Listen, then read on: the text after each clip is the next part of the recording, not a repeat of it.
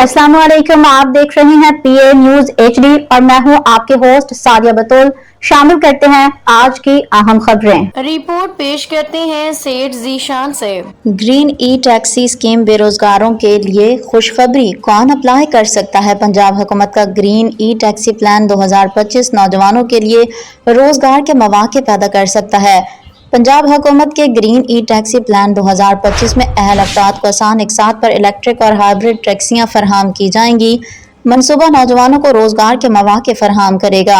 सरकारी हुकाम के मुताबिक मनसूबे के पहले मरहले में 1100 ई टैक्सियां आसान और बगैर सूद एक साथ के फराहम की जाएंगी।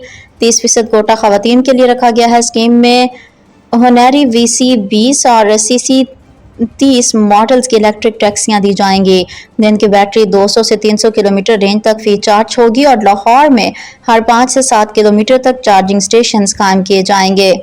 इस मंसूबे में सूबाई हुकूमत 65 लाख रुपए का बगैर सूद कर्ज देगी, जबकि गाड़ी हासिल करने के लिए 18 से 20 लाख रुपए तक का डाउन पेमेंट देना होगी, जबकि कर्ज की माहाना किस्त 55 से 60 हजार रुपए होगी।